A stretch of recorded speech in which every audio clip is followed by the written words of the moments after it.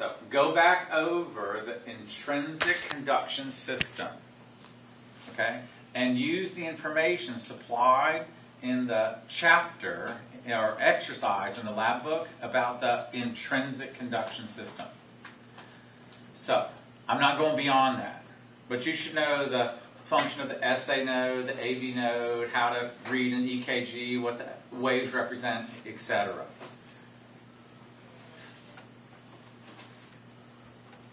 And you've probably learned enough in class to handle the questions that I'm going to have over the EKG and stuff like that on the lab quiz. But go through the EKG stuff in the lab exercise and maybe review the interactive physiology module again, and I think you should be just fine. Okay, I have a section on this quiz over the Frog Cardiovascular Lab. And that's a computer simulation that we're going to do next.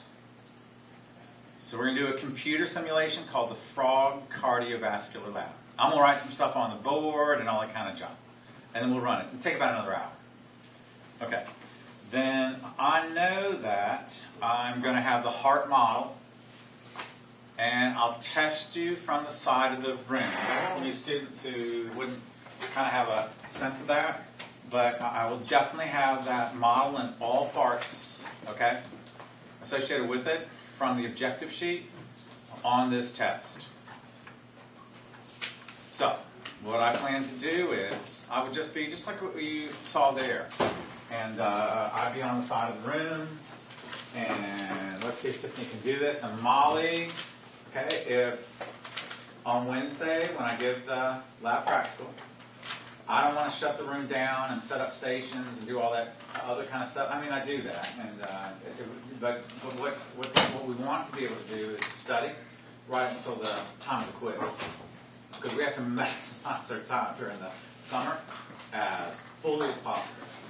Okay, and you'll be able to do that. So why don't we plan to leave maybe the first hour of lab?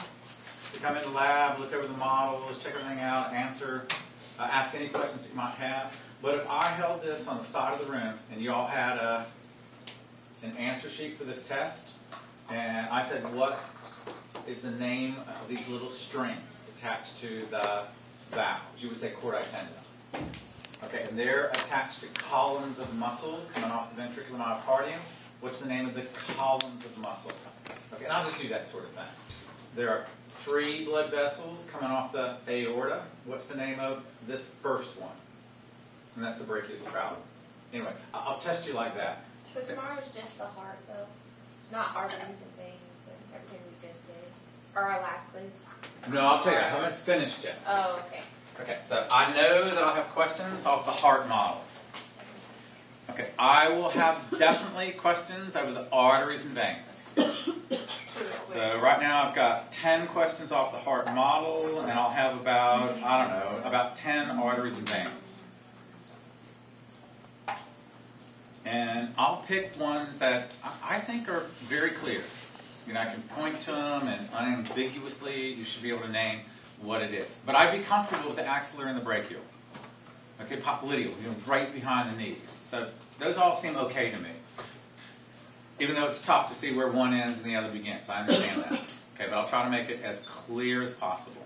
So that if you don't get it, you'll say, I just didn't know it. But it's not really the fault of the test. Okay.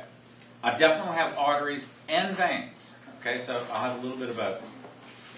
All right, then I'm going to have questions over that blood analysis computer simulation. Okay, so you need to know that stuff. Definitely, there's no question about it.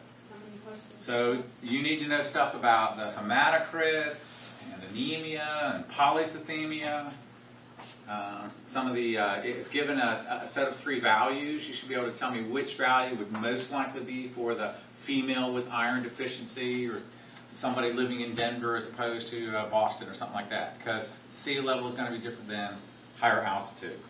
So definitely know how to handle those kinds of, I will definitely have questions over it. Okay, I know that I have questions over the ABO blood group.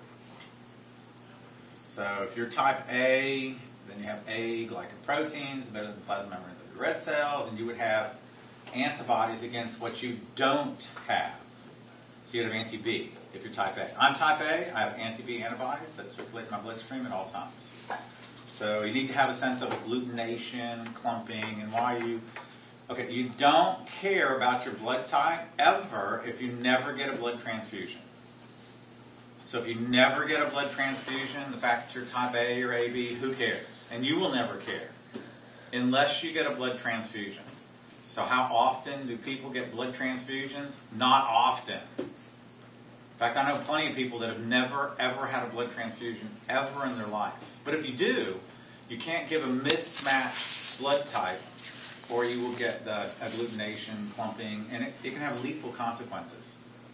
So I'm type A, and I can't get type B or AB blood because I have antibodies that will stick to those antigenic glycoproteins once they're in my body, and I'll get clumping and all kinds of circulatory problems that could lead to death. So not good. So I definitely have questions over the ABO blood groups. Okay, and definitely I know a little bit about, we did the total cholesterol with that one too, so have a sense of, what happens with that entire, was cholesterol, oh, maybe that wasn't part of that one. Okay, that's okay. So cholesterol or no? So it's no cholesterol? No, what you said? I guess it didn't have a cholesterol. Okay, I think sometimes the ones in the computer are a little bit different than the one. Okay, that's okay. How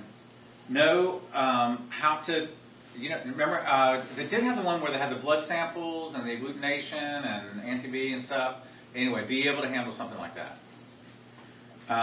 Okay. For a brief discussion,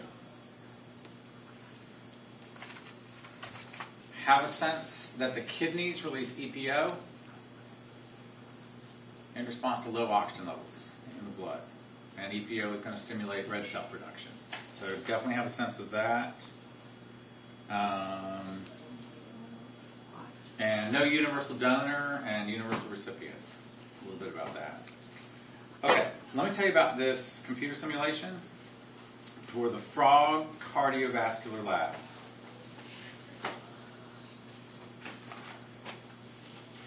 And let me make sure what the